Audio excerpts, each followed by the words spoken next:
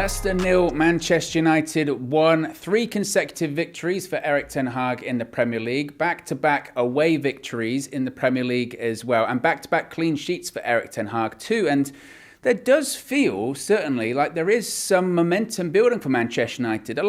Much like the Southampton game, was the overall performance perfect, especially from an attacking, offensive perspective? No, it wasn't a perfect performance. And you do sometimes worry a little bit going up against maybe some bigger teams, some better teams. Leicester are bottom of the league, of course. We might get kind of found out. But I'm reassured with maybe the attacking frailties because that defence is rock solid. It really is truly rock solid. Back-to-back clean sheets.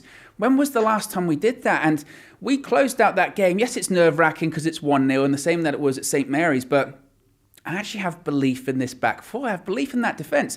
Diogo Dalot put in a sliding tackle and it bounced off the player and went out for a goal kick and they celebrated it like it was a goal. Lisandro Martinez sprinted all the way over to him to celebrate because it meant that much. Keeping a clean sheet became important. Winning became important, which is wild to say with this group of players because last season, just playing, they couldn't be bothered. But I saw a team that wanted to win, that wanted to play, that was together. It was a collective unit. And I think that's so important for Manchester United and it's so refreshing. The goal in the first half kind of came out of nowhere a little bit, you know. We'd given the ball away, and then Leicester give it away, and suddenly we're on the counter-attack. And I think that Jadon Sancho deserves a lot of credit. I thought he was composed, round the keeper, puts it into an empty net. Marcus Rashford, of course, gets the assist as well. And he didn't have a great game. We'll talk about Rashford in a second, but gets the assist. To credit him for that. Bruno Fernandes as well, the initial pass to Rashford. Again, Bruno was Brunoing at points in that game. But again, I think he did well. But for me, the real sort of standouts for United in that game, again, we're going to talk about the back four individually because I think they deserve it. But also I want to talk about Scott McTominay. I think that this is a guy, he gets a lot of criticism. Sometimes it's justified. I mean, I think going into this game, McTominay had the most fouls in the Premier League. That's what he does. And what lets him down a lot is that he just technically doesn't have the quality. He is good at winning the ball back and he is good at travelling box to box, maybe not with the ball, but he's good at getting around the pitch. The problem is when he asks himself too much, or when the ball's at his feet. He thinks, oh, can I make this pass? And he has to know his limitations. And I think that's what's behind these two impressive performances by McTominay recently is he knows his limitation. Win the ball back, simply lay it off, break up the play. And that's what we've seen in a game today where Leicester are a very good team in transition. He'd win the ball back and then he would just release it. And he was really, really positive, I thought. And even when Casemiro came on, we're talking about Casemiro, and make no mistake, guys, I'm not saying that Scott McTominay is better than Casemiro, and eventually Casemiro will settle into that starting 11 easily, but there's a real topic of conversation now to have at the weekend of, does McTominay start or does Casemiro start? Because on the back of a couple of really good performances by McTominay, he probably deserves to start, and he's in good form. So I think he deserves a ton of credit, and he probably was my man of the match. I know Christian Eriksen got man of the match, and again, Eriksen is technically just superb, isn't he? He's a player that we just haven't had before, or in a really long time. He can put his foot on the ball, he can find a pass, he is composed, and just at the time when he keeps the pace ticking over just nicely, he's exactly the kind of player you need and can play in those tight spaces. So I get why he got man of the match, but I did think McTominay was excellent. But I do want to get into that back four because, again, I just thought they were so excellent today. Let's start off with Diogo Dalot.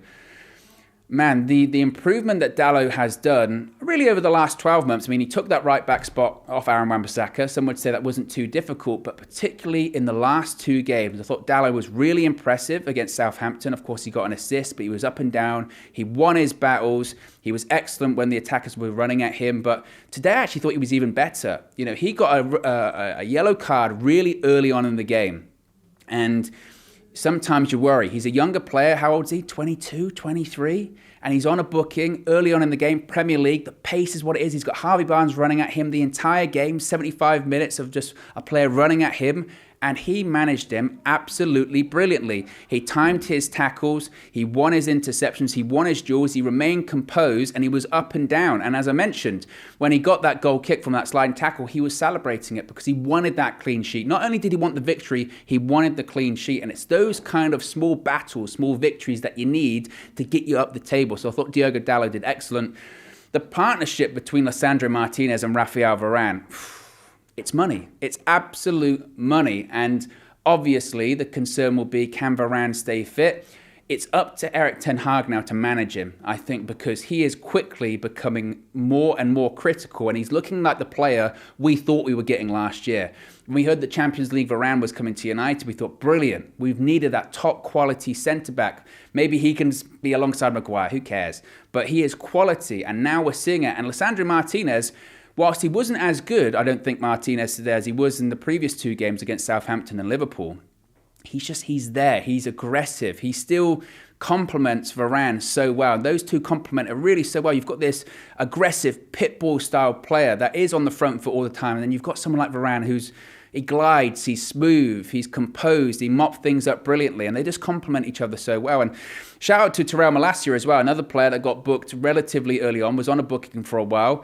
Again, maybe he wasn't as good as he was against, say, Liverpool or Southampton, but I still thought he did really well. And again, that collective unit just looks so solid. And I really do hope, fingers crossed, they can all remain fit, because you really do build a team based on defence. And as I mentioned, whilst we might be not completely scintillating going forward, and whilst we might not be the finished article, certainly, in how Erik ten Hag wants us to play moving forward, and the fluidity between the front three, especially with people like Martial injured, and especially, I guess, with this sort of gap between Anthony coming into the side, hopefully, who maybe will be involved. I mean, he'll definitely be on the bench. Whether he starts or not against Arsenal at the weekend, we'll have to wait and see. But whilst we're figuring all of that out, we've got something to build on, and that's the back four. Back-to-back clean sheets away from home.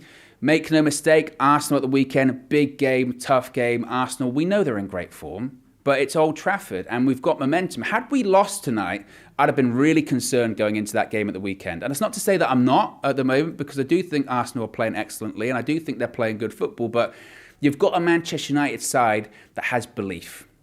And that's the key thing. There's a side there that believes they can win. And there's a side there that believes that they might be better than this Arsenal side, or they can beat this Arsenal side. And I think that's a real positive. In terms of the offensive positions, as I mentioned, Marcus Rashford started as a 9.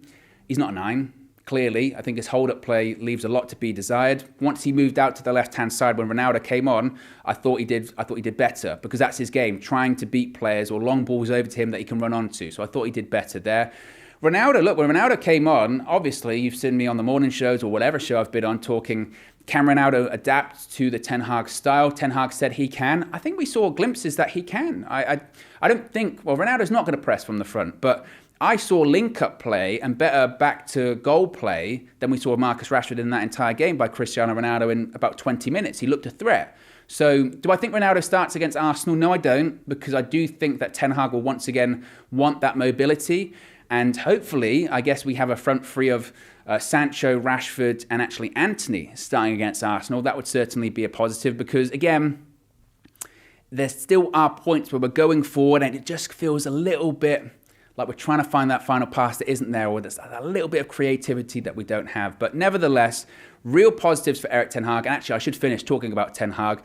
Unchanged starting lineup, which was surprising. I thought he would make changes, but all that matters are results right now. The football will come. The sort of more complete performances will come. But I think Ten Hag deserves a ton of credit. Bouncing back from those first 2 defeats of this season, if we beat Arsenal at the weekend, we'd be 3 points off the team that's been leading the league at the moment. Now, again, I'm probably looking too far forward there. But again, I think Ten Hag deserves a ton of credit for a position where other managers could have failed. And maybe he still will.